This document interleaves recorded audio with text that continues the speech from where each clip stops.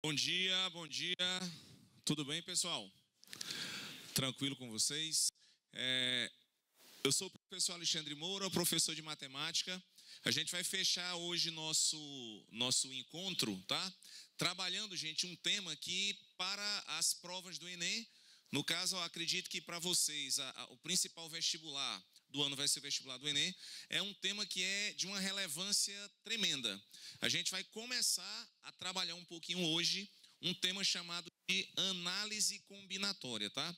Provavelmente, outras aulas relacionadas a esse tema devem ser apresentadas aqui para vocês. Análise combinatória é um tema que é muito rico, é um tema que requer bastante atenção e até por uma questão, pessoal, de organização, não é muito interessante que a gente jogue para vocês todas as ideias que tratam a respeito desse tema de uma forma só, em uma aula só. Então, provavelmente, vocês devem ter mais uma ou duas aulas de análise combinatória para a gente analisar cada um dos processos de forma separada, tá? Então, primeiro, gente, a gente vai dar uma definição mais ou menos por cima do que é análise combinatória. Vejam só, a análise combinatória é o ramo da matemática que nos permite enumerar todas as possibilidades de que um evento aconteça, mesmo envolvendo grande quantidade de dados, sem a necessidade de contá-las uma a uma. Alexandre, não entendi absolutamente nada. Eu quero saber exatamente para que é que serve a análise combinatória. Eu vou resumir para vocês. Análise combinatória, gente, é uma parte da matemática que está associado aos problemas que envolvem contagem. Como assim, Alexandre? Problemas que envolvem contagem. Primeira coisa que a gente tem que pensar é trazer aqui uma pergunta para vocês. Será que contar uma certa quantidade de objetos, eu quero contar objetos, contar é fácil ou é difícil? O que vocês acham? Eu quero contar uma certa quantidade de objetos. É fácil ou é difícil contar? Vou dar a minha resposta, tá? Depende. Depende de quê? Depende do que eu estou querendo contar. Pode ser que seja fácil, pode ser que seja mais trabalhoso. Eu vou mostrar para vocês algumas situações. A primeira situação que eu quero propor é o seguinte: eu quero contar a quantidade de livros que eu tenho nessa ilustração. Como é que eu vou fazer para contar a quantidade de livros? Eu não preciso saber, pessoal, muita coisa de matemática para responder essa pergunta.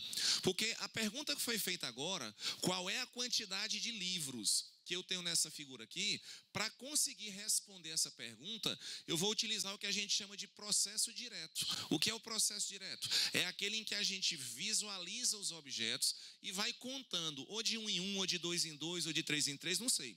Da forma que você achar que é mais conveniente, da forma que você ficar mais confortável. Mas para responder essa pergunta, eu estou visualizando os elementos e contando. Então aqui a gente vai fazer 1, 2, 3, 4, 5, 6, 7, 8, 9, 10. Respondi a pergunta. Foi fácil contar a quantidade de livros? Foi. Qual foi, pessoal, a grande técnica de matemática que eu precisei para responder essa pergunta? Nenhum. Eu não preciso de muito conhecimento matemático para responder uma pergunta dessa, né? Vamos para uma outra situação. Suponha agora que eu pergunte assim, ó, eu quero saber quantos palitos a gente tem nessa ilustração que está aqui. Tá, imagina o seguinte, tu recebe uma caixinha de palito de alguém e a pessoa pergunta assim, ó, quantos palitos tem dentro da caixinha? Se essa informação já não estiver na caixa e essa caixa não for mexida, tudo bem. Mas como é que a gente conta a quantidade de palitos? Eu poderia abrir a caixa, jogar esses palitos em cima de uma mesa e sair contando. Ou de 2 em 2, ou de 3 em 3, ou até de 1 em 1. E a gente consegue responder essa pergunta. Dá um pouco mais de trabalho do que calcular a quantidade de livros, porque a quantidade de palitos é uma quantidade maior. Mas a gente consegue também sem nenhuma técnica especial. Qual é o grande detalhe que a gente vai propor para vocês agora? Uma coisa é eu conseguir visualizar os elementos e ter a possibilidade de contar. Só que existem várias situações do cotidiano em que a gente não tem a possibilidade de visualizar cada um dos elementos para indicar a resposta. Vamos ver aqui alguns exemplos. Se eu perguntar assim, ó, hoje, por exemplo, hoje vai ter um sorteio da Mega Sena. O prêmio da Mega Sena está acumulado, paga 90 milhões. Suponha que você diga assim, não, eu quero ganhar na Mega Sena, então eu vou fazer todos os jogos possíveis para garantir que vou ganhar. Alexandre, tem como eu garantir que vou ganhar na Mega Sena? Tem. Não, Alexandre, não dá para garantir que vai ganhar na Mega Sena, não. Claro que dá. Existe uma forma de você garantir que vai ganhar o prêmio da Mega Sena? Existe. Como? Jogando todos os cartões possíveis. Tá, mas aí para jogar todos os cartões possíveis, você sabe quantos cartões são? Chuta aí mais ou menos, quantos cartões a gente tem que preencher? Quantos? 50.068.860. É a quantidade de cartões que você tem que preencher para garantir que vai ganhar. Agora vamos pensar assim, ó. São 50 milhões de cartões. Cada cartão custa R$ 3,50. Então, se você multiplicar, vai dar praticamente 200 milhões que você gasta para garantir que vai ganhar na Mega Sena. Então, não tem vantagem a gente aplicar esse tipo de técnica, né? Mas que é possível ganhar, é. Agora, a minha pergunta é o seguinte: como é que a gente faz para dizer que a quantidade de cartões que a gente vai preencher é 50 milhões? Eu não consigo responder essa pergunta do mesmo jeito que eu respondi a pergunta: qual é a quantidade de livros, qual é a quantidade de palitos, porque a quantidade de livros é uma quantidade pequena. A gente visualiza e conta elemento por elemento. A quantidade que eu tenho de palitos é uma quantidade limitada, é uma quantidade pequena. Então, a gente consegue contar elemento por elemento. Mas, para responder essa pergunta, quantos cartões da Mega Sena eu preciso preencher, eu preciso aprender alguma técnica que me indique o resultado final dessa operação, sem que, para isso, a gente tenha que encontrar elemento por elemento. Porque eu não vou escrever situação por situação. Uma outra situação que eu quero propor para vocês, por exemplo, um cartão de crédito. Toda vez que você recebe um cartão de crédito, tá? A instituição bancária pede o quê? Para que você gere uma senha para esse cartão. Às vezes a senha já vem da própria instituição. Outras vezes vem uma senha que se chama senha provisória, que às vezes o banco diz assim: não, você recebeu um cartão, agora você vai lá no caixa eletrônico, você vai desbloquear, você vai usar essa senha e depois você bota a sua senha. Se a gente perguntar assim, ó, suponha que a senha seja de 6 números, quantas senhas diferentes um cartão de crédito pode gerar? Isso não é uma resposta difícil da gente dar, mas eu também não consigo responder essa pergunta escrevendo elemento por elemento. Eu consigo chegar no resultado de uma forma rápida? Consigo. Existem técnicas para isso, mas eu não vou encontrar esse resultado escrevendo elemento por elemento, porque vai dar muito trabalho, né? Uma outra situação, para a gente fechar essa primeira ideia: as placas de automóveis. Pessoal, até 1990, vejam só, até 1990, as placas de automóveis eram constituídas da seguinte maneira: 2 letras e 4 algarismos. Então, todas as placas no Brasil eram desse jeito: 2 letras e 4 algarismos. Até que em 1991, aconteceu a primeira mudança. A placa de automóvel deixou de ter 2 letras e 4 algarismos e passou a ter 3 letras e 4 algarismos. Tá, como a gente aumentou a quantidade de letras, eu aumentei também a quantidade de possibilidades para licenciamento de carro. Agora, a minha pergunta é o seguinte: quantas vezes mais carros a gente pode cadastrar só com essa mudança? A gente passou de 2 letras para 3 letras. A gente sabe que é uma quantidade muito grande. É uma quantidade, pessoal, tão grande que até hoje não foi preciso mudar esse esquema. Até hoje, as placas de automóveis ainda têm 3 letras e 4 algarismos. No entanto, estava previsto para 2017 uma nova mudança, que é uma unificação para todas as placas de carros que pertencem a um grupo econômico chamado Mercosul, né? Isso era para ter acontecido no início de 2017. Não aconteceu. Ano passado, no Rio de Janeiro, as placas de automóveis começaram a passar por uma mudança. A mudança é o seguinte, e isso vai valer para o Brasil inteiro. As placas de automóveis agora, elas não vão ter mais 3 letras e 4 algarismos. Elas vão ter 4 letras e 3 algarismos. Então, isso já aumenta, porque a gente vai perder um algarismo que tem 10 possibilidades. Algarismo pode ser 0, 1, 2, 3, 4, 5, 6, 7, 8, 9, tem 10 possibilidades. E eu vou dar lugar a uma letra, que tem 26 possibilidades. Só com isso é um ganho.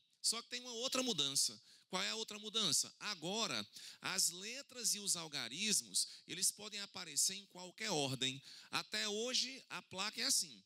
São 3 letras e 4 algarismos, só que primeiro as letras, depois os 4 algarismos. Agora as placas serão de 4 letras e 3 algarismos. Mas você não precisa escrever primeiro as letras e depois os algarismos. Você pode começar com algarismo e depois letra. Você pode misturar letra com algarismo. Então, essa mudança vai gerar quantas novas placas? Mais uma vez, isso é um tipo de problema que envolve a ideia de contagem. Eu preciso contar quantos objetos eu tenho. E como é que eu vou fazer essa contagem? Não adianta eu imaginar que eu vou pegar um papel, que eu vou escrever placa por placa e depois eu sair contando quantas tem. Porque desse jeito a gente não consegue chegar no resultado nunca. Então precisa ter uma técnica, precisa de algum mecanismo que a matemática me fornece para que eu consiga chegar nesse resultado sem precisar escrever elemento por elemento, tá? E essas ferramentas, quem vai dar para vocês é uma parte da matemática que a gente chama de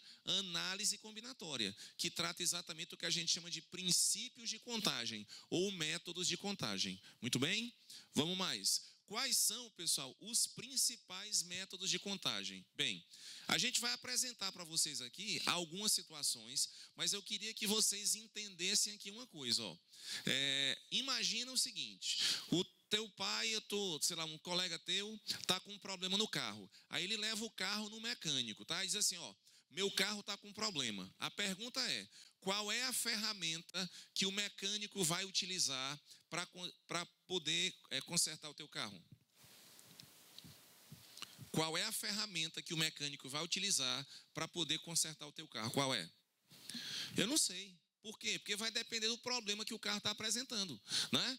Então, quando a gente começar a trabalhar com o tema de análise combinatória, o que a gente vai mostrar para vocês é uma série de ferramentas. A gente vai apresentar para vocês ferramentas. E aí eu vou dizer o seguinte, bem, para resolver problemas, vocês têm essas técnicas. Qual delas é a melhor? Não existe a melhor.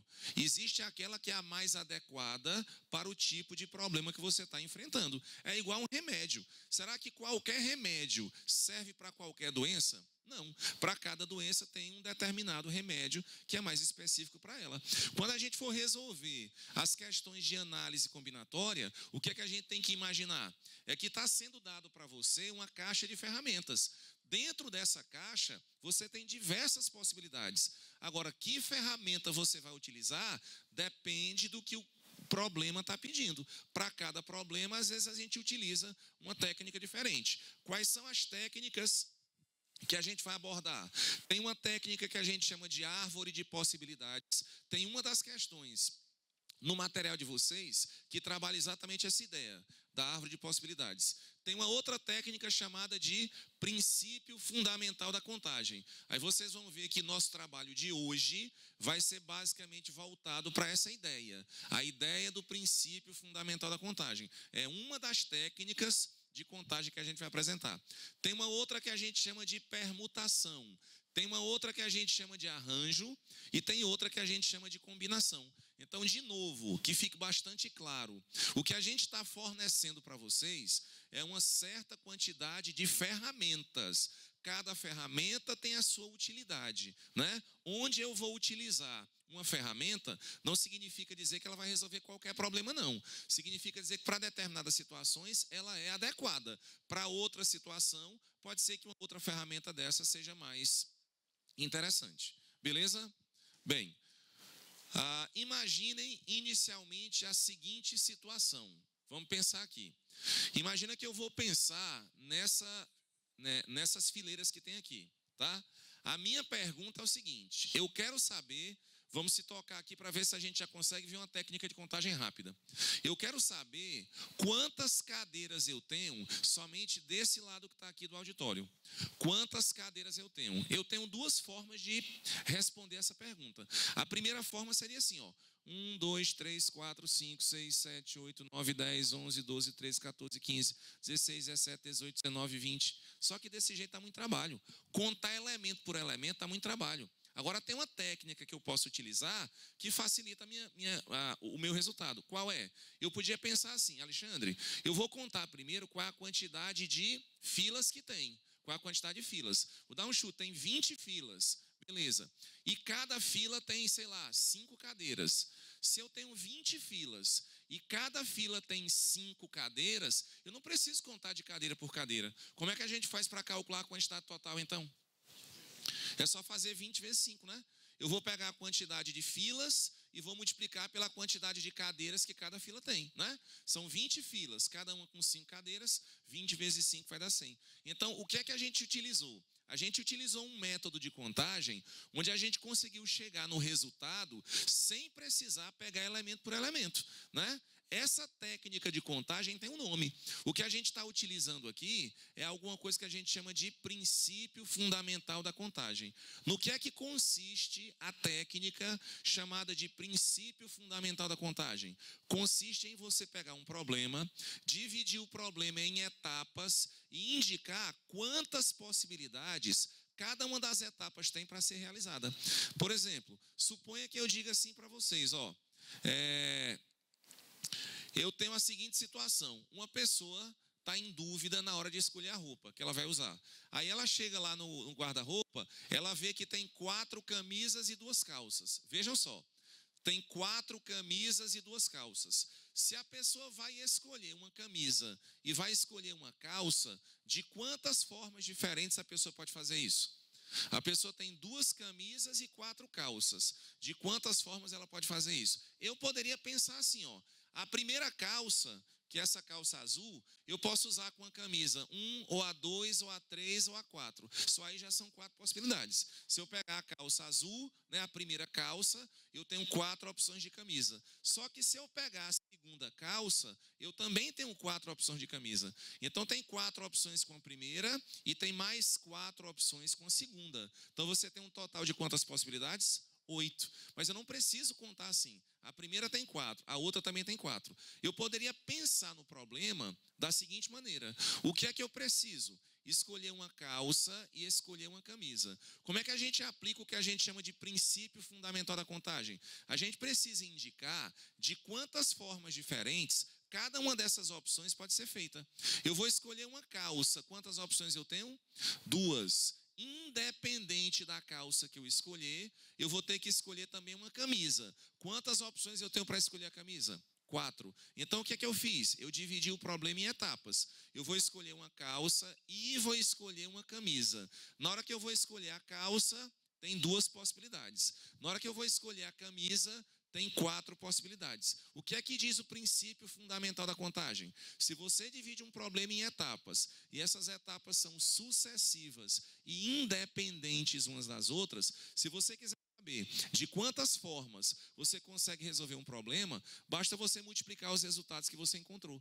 Então, de novo, eu tenho 2 calças, eu tenho 2 opções para calça e tenho 4 opções para camisa. Então, se eu quero saber quantas opções eu tenho ao todo, é só fazer 2 vezes 4. A quantidade de possibilidades de uma vezes a quantidade de possibilidades da outra.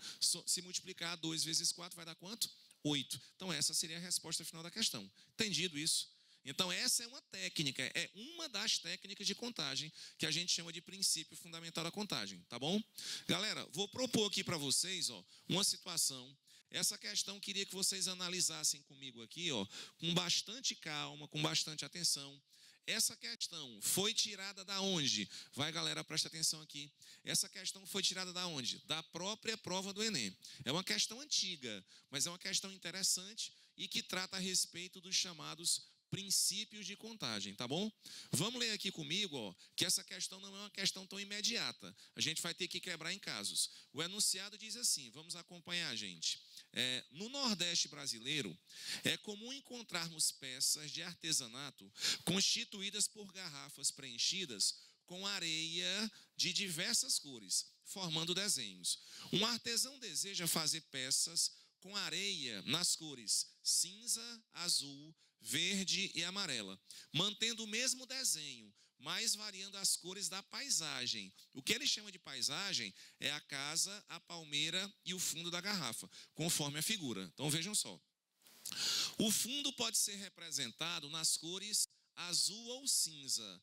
A casa nas cores azul, verde ou amarela. E a palmeira nas cores cinza ou verde. Se o fundo não pode ter a mesma cor da casa, nem da palmeira, por uma questão de contraste, então o número de variações que podem ser obtidas para a paisagem. Alexandre, como é que eu vou fazer essa conta? Vejam que a gente está diante de uma situação bem do cotidiano e uma situação, pessoal, que só em a gente olhar para as alternativas são essas aqui, ó, 6, 7, 8, 9, 10. Não é uma quantidade muito grande de variações de cor que a gente consegue criar. Então, eu vou dar primeiro uma sugestão para vocês. Como a quantidade é pequena, será que vale a pena, Alexandre, eu escrever situação por situação? Vale. O que não vale a pena é você pegar uma questão que tem 400, 500, 2.000 resultados e achar que vai escrever de um por um para chegar na resposta. Mas se você perceber que a quantidade de possibilidades é pequena, vale a pena escrever as opções? Vale, né? Nessa questão aqui, olha qual é a ideia. Primeiro, você tem uma garrafa, nessa garrafa você tem que fazer 3 pinturas. Você tem que colocar uma cor para a palmeira, você tem que colocar uma cor para a casa e você precisa colocar uma cor para o fundo da garrafa. E aí tem uma explicação, tem uma restrição nessa questão que é bastante pertinente. E embora pareça lógica, mas não custa nada a gente reforçar. O que é que o enunciado disse? Que por questão de contraste, o fundo da garrafa não pode ter a mesma cor da casa e nem pode ter a mesma cor da palmeira. Mas por que, Alexandre? Vejam só. Imagina, pessoal, que o fundo da garrafa, eu vou dar um chute aqui, tá? Imagina que o fundo da garrafa é azul. Se o fundo da garrafa é azul, como é que tu vai fazer uma casa azul? Como é que tu vai fazer uma palmeira azul? Não vai aparecer, né? Eu preciso fazer com que a casa e a palmeira, agora vejam, eu preciso fazer com que a casa e a palmeira tenham uma cor diferente de quem? Do fundo da garrafa. Mas a casa e a palmeira entre si, elas podem ter a mesma cor. Vamos pensar aqui, ó. Eu tenho, por exemplo, um fundo que é azul. Aí tem uma casa verde e tem uma palmeira verde. Eu consigo ver? Consigo, porque tem contraste, né?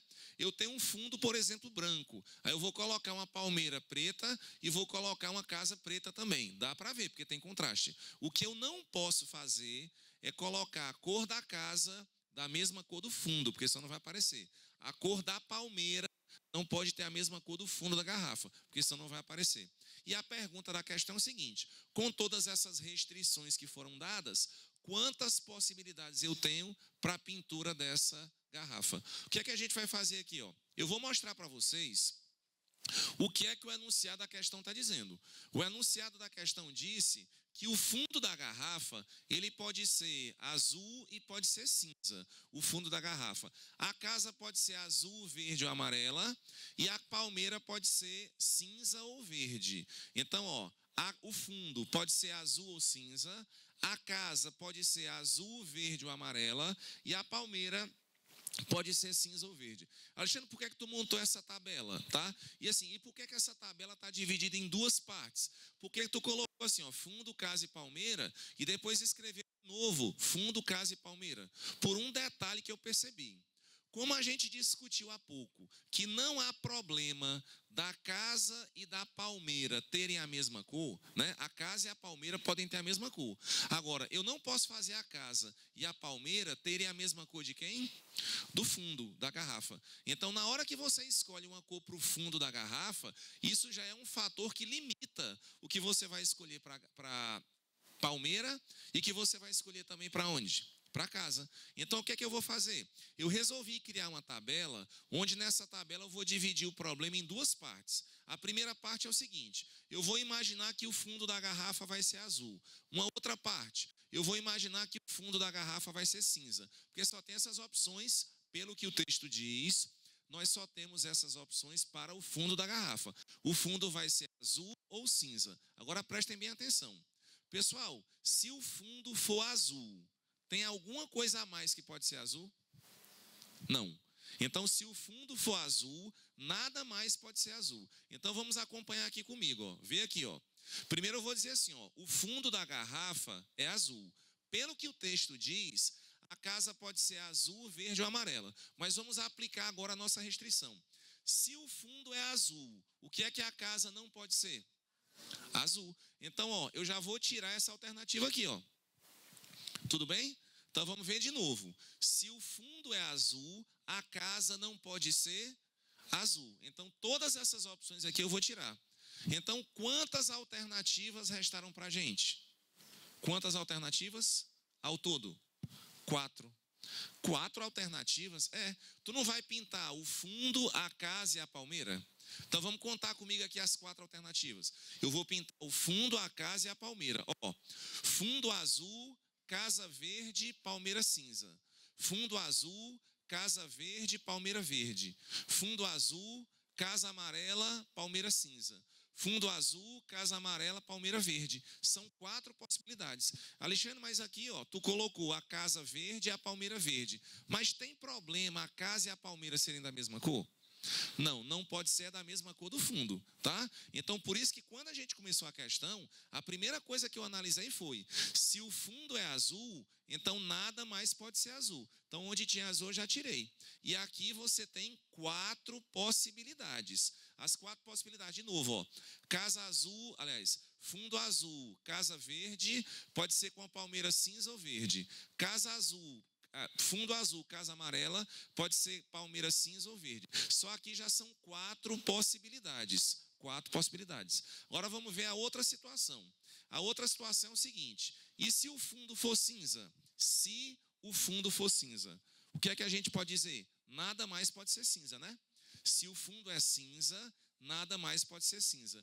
Vejam que se o fundo é cinza, não tem casa cinza, não tem? Mas palmeira tem. Então, onde tem palmeira cinza, eu vou tirar a possibilidade de ter a palmeira cinza. Aí eu quero saber agora, quantas possibilidades eu tenho. Quantas possibilidades eu tenho para cá? 3. Quais são essas 3? Deixa eu só voltar um pouquinho, né? As 3 são o seguinte. Lembrar que esse cinza que está aqui eu vou eliminar, As 3 são fundo cinza, casa azul, palmeira verde. Fundo cinza, casa verde, palmeira verde. Fundo cinza, casa amarela, palmeira verde. Então vejam que se o fundo for azul, eu tenho 4 possibilidades. Se o fundo for cinza, eu tenho mais 3 possibilidades. O que é que eu fiz? Dividi o problema em 2 partes. Primeiro eu fiz só o fundo azul, 4 possibilidades. Depois eu fiz o fundo cinza. São outras possibilidades que eu tenho. Outras quantas? Outras 3. Então, qual é o número total de possibilidades que a gente tem? 7. 4 com fundo azul e mais 3 com fundo cinza. Resposta da questão, 7. Qual item que tem isso aí, gente? Letra B? Então, primeira questão, letra B de bola. Vamos marcar. Beleza essa? Vamos mais. Vamos agora, pessoal, para a segunda questão. A segunda questão é uma questão que diz o seguinte, Essa aqui tem que ter cuidado, tá? Segunda questão diz assim, 2 amigos, André e Beto, disputam entre si um torneio de tênis de mesa. Pelas regras que foram estabelecidas, ficou definido que seria declarado campeão do torneio aquele que ganhar 2 jogos seguidos ou 3 alternados. Quantas são as maneiras do torneio se desenrolar? Então vamos ler aqui de novo para a gente entender. Você está diante de um torneio onde esses 2 amigos estão participando, o André e o Beto. Quais foram as regras estabelecidas? As regras foram as seguintes: vai ser declarado campeão do torneio quem ganhar 2 jogos seguidos. Tem que ganhar 2 jogos seguidos. Ou então 3 alternados. De quantas maneiras o torneio pode se desenrolar? Pessoal, uma coisa que eu já comentei com vocês antes e eu quero dar uma reforçada. A gente precisa ter cuidado com um detalhe. Na matemática, antes de qualquer fórmula, vem uma coisa que antecede tudo, que é o que a gente chama de bom senso. Na prova de matemática, quando você vai resolver uma questão de matemática, a gente não tem que pensar que toda resolução de questão necessariamente está associado, está atrelada à utilização de uma fórmula, não. Qual é a fórmula que eu vou utilizar isso aqui? Às vezes a gente deixa de acertar uma questão fácil porque a gente pensa que tem que ter uma fórmula. O que é que a gente vai fazer? Isso é uma questão de contagem. Então, principalmente nesse tema, que é o tema de análise combinatória, existem várias questões que já foram cobradas na prova da UES, na prova do Enem, onde simplesmente descrevendo as situações você consegue resolver. Então, a gente vai estar diante aqui de uma coisa que eu vou chamar de árvore de possibilidades. Eu vou descrever para vocês cada situação que é possível. Então, vejam só. São quantas rodadas que a gente precisa? Não faço a mínima ideia, mas eu vou colocar o seguinte: quantas pessoas estão disputando o torneio? Vê aí para mim. 2. o André e o Beto. Vai acontecer a primeira rodada. Essa primeira rodada significa o primeiro jogo. Vai acontecer o primeiro jogo. Qual dos dois amigos pode vencer? Qualquer um deles. Então, o primeiro jogo pode ser vencido pelo André ou pode ser vencido pelo Beto. Agora, vejam só. Se alguém vencer um jogo só, não pode ser declarado campeão. Quais são as regras? Vai ser declarado campeão aquele que ganhar 2 jogos seguidos, ou então 3 alternados. Se a gente coloca só a primeira rodada, ninguém conseguiu satisfazer a nenhuma das condições que foram impostas. Ninguém venceu 2 seguidos até agora, e nem 3 ordenados, 3 alternados. Então, o que é que a gente vai fazer agora? Eu vou dar continuidade e vou prever o que é que pode acontecer na próxima rodada. Só que eu vou me concentrar no seguinte, ó. Vocês disseram para mim que na primeira rodada o André pode vencer ou o Beto pode vencer. Eu vou escolher um dos dois para seguir para as outras rodadas, depois a gente vê o que é que acontece com o outro. Vamos supor que o André tenha vencido a primeira rodada, tá? O André venceu a primeira. Vai ter uma próxima rodada. Quem pode vencer a próxima rodada? O André ou o Beto, né? Agora vejam o que é que eu vou fazer, ó.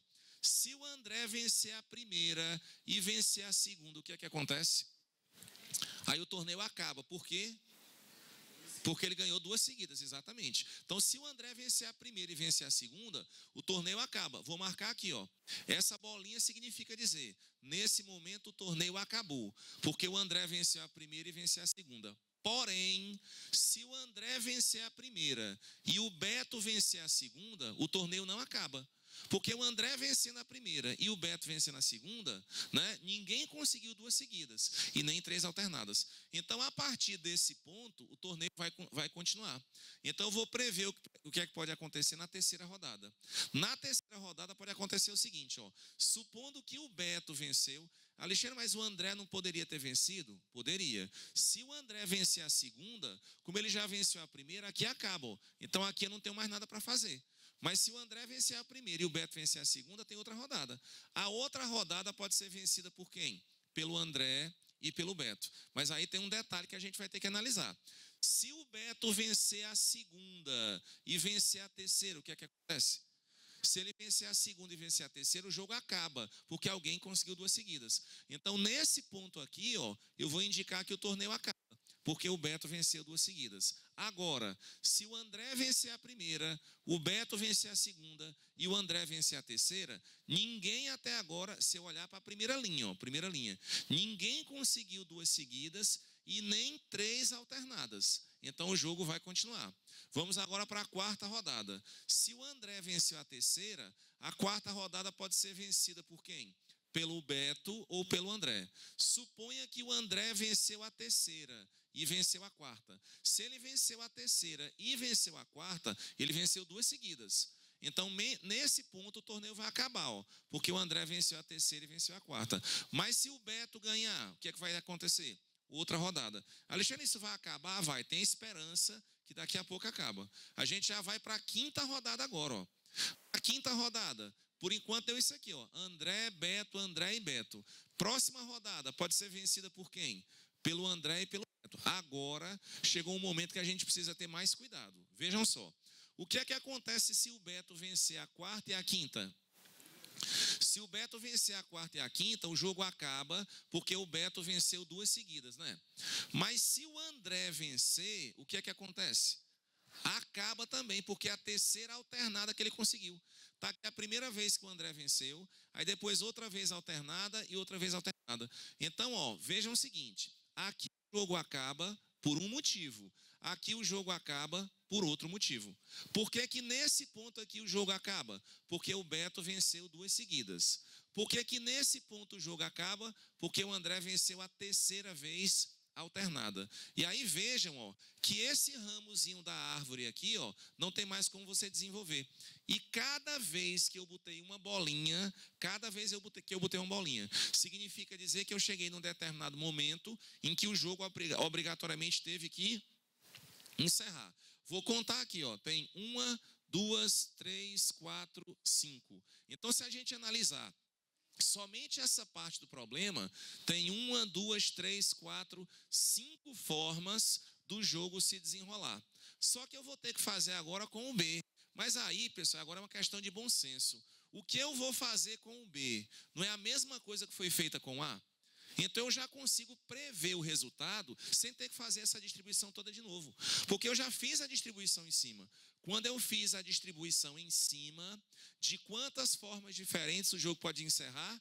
1, 2, 3, 4, 5. Se eu fizer na parte de baixo, certamente eu vou ter mais 5 possibilidades.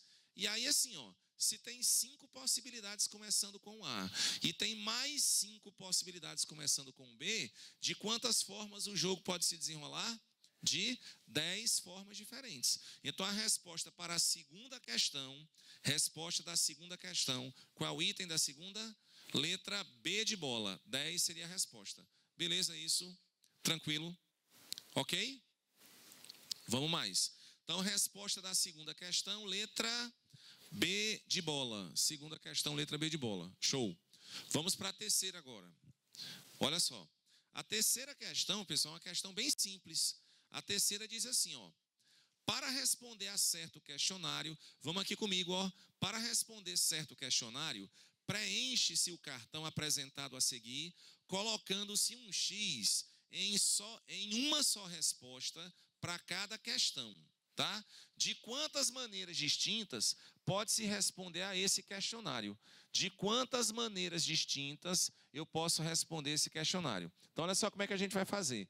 Pelo que o texto está indicando, pelo que a figura está indicando, quantas questões eu vou responder?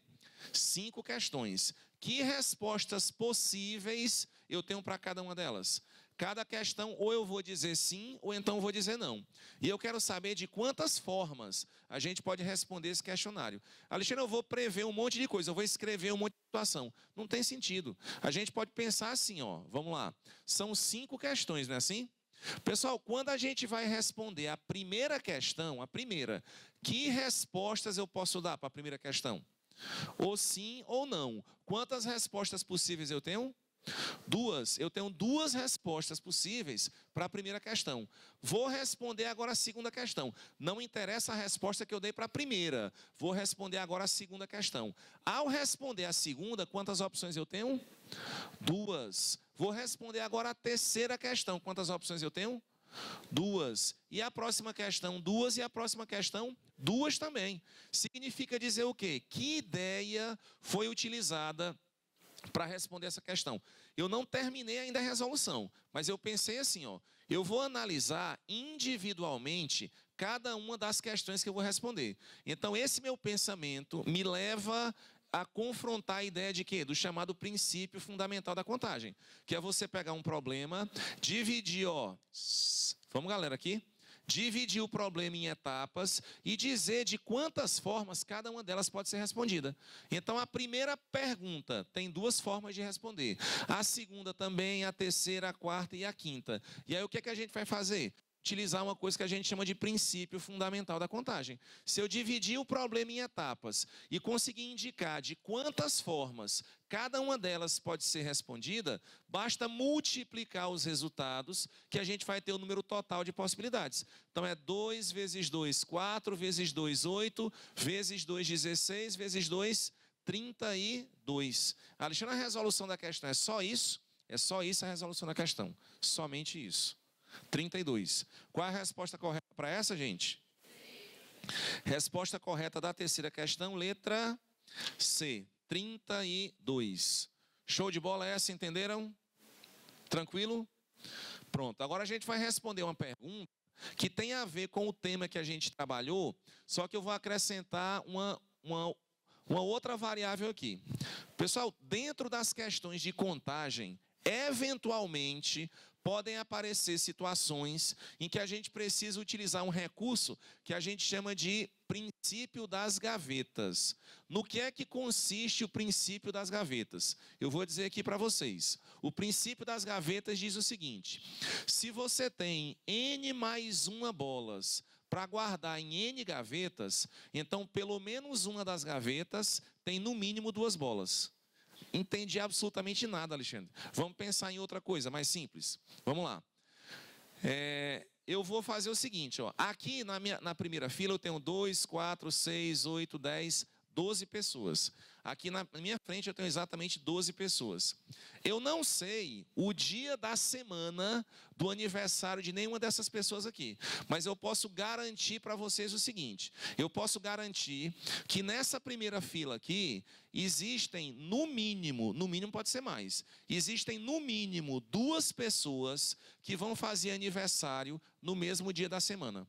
Ah, não dá para garantir, que tu não sabe o dia do aniversário das pessoas. Eu garanto que no meio dessas pessoas que estão aqui, dessas 10 pessoas, no mínimo, pode ser mais, no mínimo 2 vão fazer aniversário no mesmo dia da semana. Mas sabe por que eu vou garantir isso? É porque existem mais pessoas do que a quantidade de dias da semana. Quais são os dias da semana? Segunda, terça, quarta, quinta, sexta, sábado e domingo, não é? Então vamos supor que eu pergunte à primeira pessoa: qual é o dia da semana do teu aniversário? Ela responde assim, ó, segunda. A outra, terça, quarta, quinta, sexta, sábado, domingo. Até agora ninguém repetiu a resposta, não foi? Só que a próxima pessoa, que é a 8ª pessoa, ela obrigatoriamente vai ter que repetir. Por quê?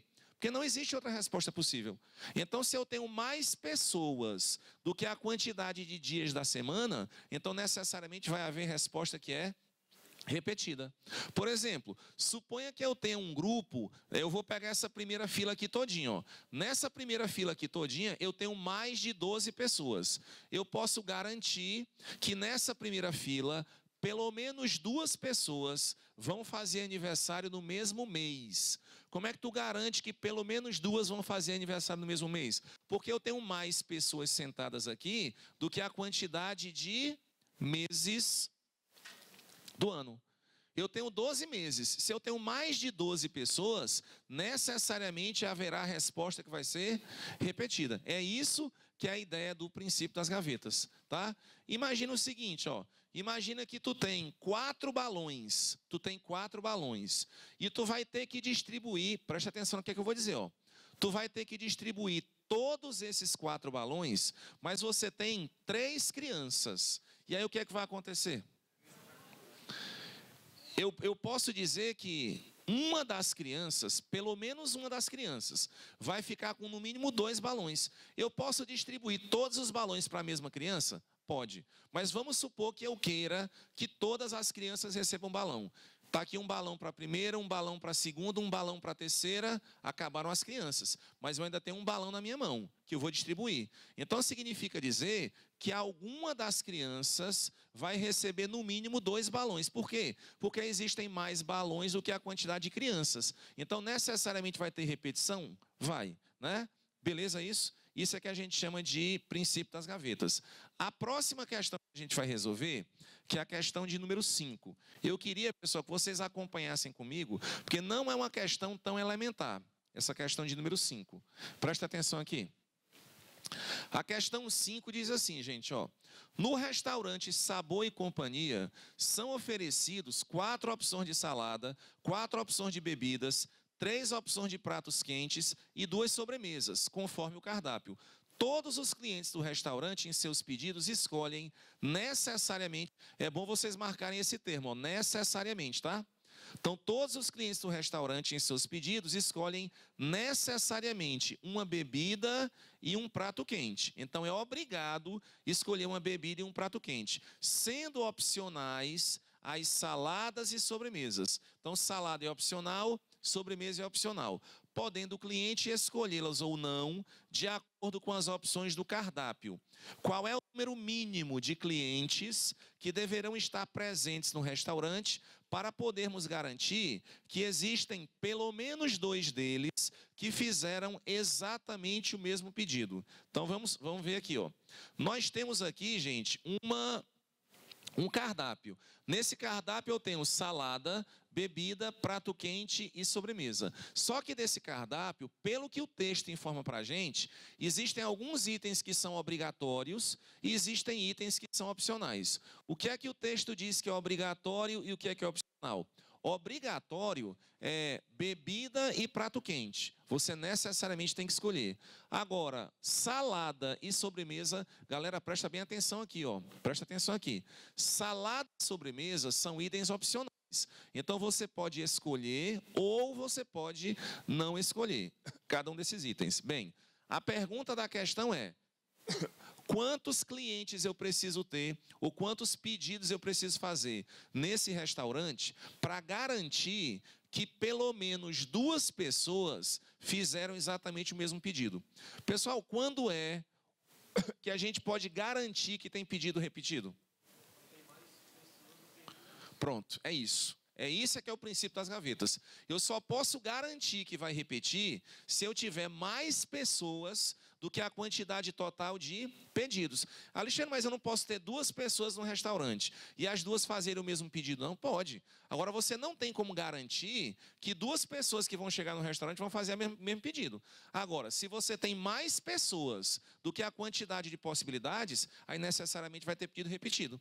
Então, o nosso primeiro problema vai ser o seguinte: eu tenho que determinar quantos pedidos diferentes esse cardápio me proporciona. Então, vamos lá. Eu vou escolher aqui, pessoal, salada, bebida, prato quente e sobremesa. Tá. Salada é um item opcional, não é? Aí, preste atenção. Se salada é um item opcional, eu posso escolher a salada ou então eu posso não escolher. Então, olha só quais são as opções que eu tenho de salada. Eu posso escolher tomate, verde, batata, russa, mas como eu disse, como é opcional, eu posso escolher nenhuma delas. Então, vamos ver quantas opções eu tenho de salada. Tomate, verde, batata, russa, e eu posso escolher nenhuma, já que é opcional. Quantas opções eu tenho? 5. Existem 5 possibilidades para salada. Agora a gente vai para a bebida. Bebida é obrigatório? Se bebida é obrigatório, então tem que ser alguma coisa que está no cardápio. Quantas opções eu tenho no cardápio? Então, opções de bebida eu tenho 4. Agora, prato quente. É obrigatório prato quente? Então, eu tenho que escolher alguma opção que está no cardápio. No cardápio, quantas opções eu tenho? Aqui eu tenho 3 possibilidades. Agora, vejam de novo o detalhe. Sobremesa é um item que é opcional. Você tem que escolher a sobremesa? Você pode escolher ou não. Então, eu posso escolher pudim, posso escolher sorvete, posso escolher nenhuma. Então, quantas opções eu tenho? 3 opções. O que é que a gente fez? Algo, pessoal, idêntico ao que nós fizemos na questão anterior. Sabe aquela questão que perguntava de quantas formas você pode preencher aquele questionário? O que é que a gente analisou? Cada uma das questões separadamente. Primeira, segunda, terceira, quarta e quinta questão. Depois que eu coloquei a quantidade de possibilidades, eu multipliquei, não foi?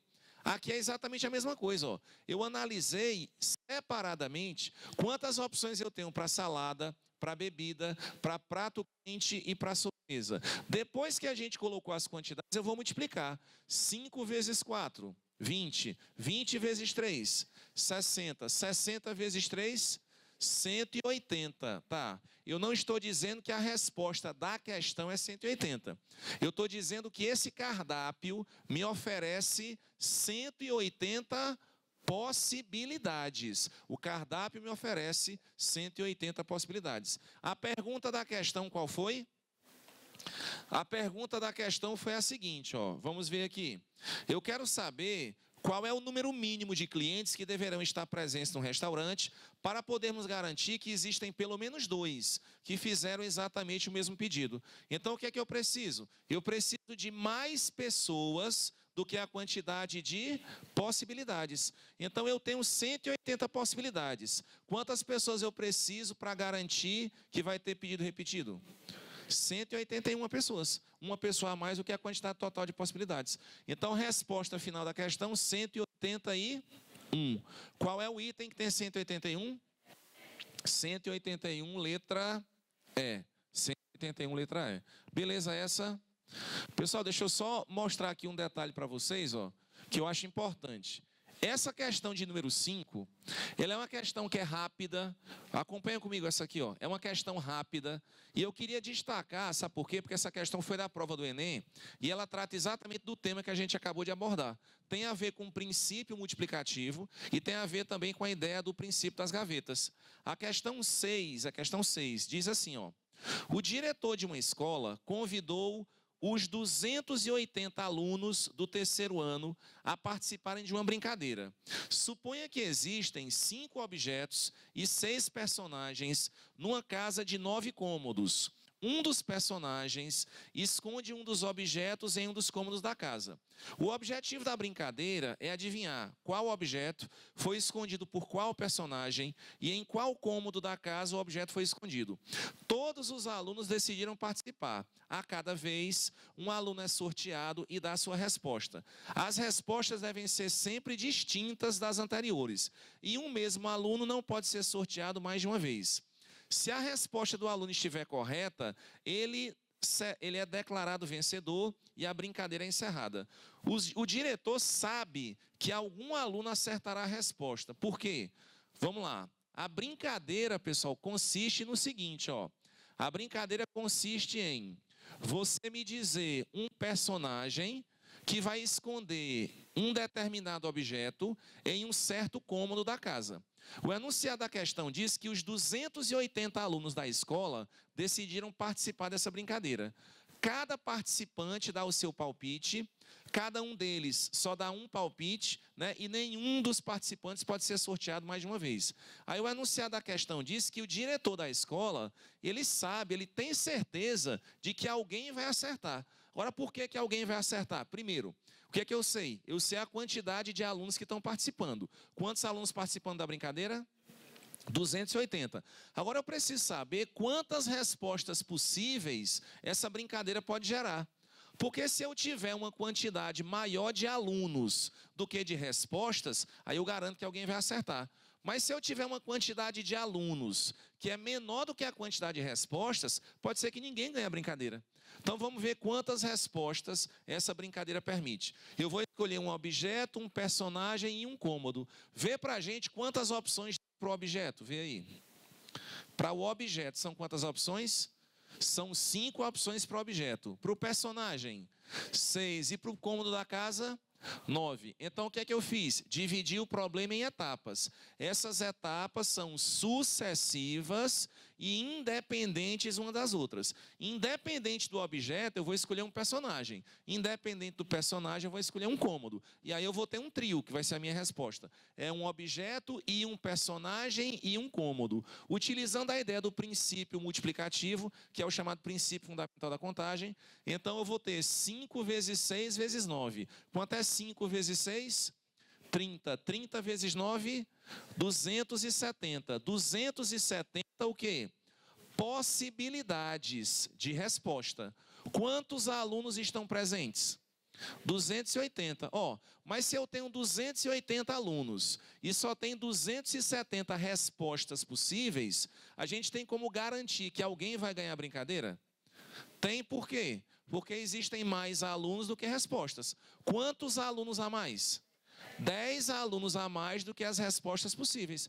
Tem algum item que diz isso? Que tem 10 alunos a mais do que as respostas possíveis? Item A, né? Beleza? Galera, fala. Não vai ter no mínimo 10 repetições. Sabe por quê? Porque os outros 10 que estão faltando, cada um pode dar um palpite diferente. Não é obrigado que os outros 10 tenham exatamente o mesmo palpite, não. Eles podem ter palpites diferentes. Eu garanto que vai repetir. Beleza? Pessoal, queria agradecer muito a colaboração, a participação de vocês. Foi um prazer, mais uma vez, fazer parte do projeto. Espero que a gente se encontre novamente pela frente, em um horário no comecinho, né? Menos cansativo. Tchau, pessoal. Um abraço para vocês, viu? Valeu, galera. Tchau, gente.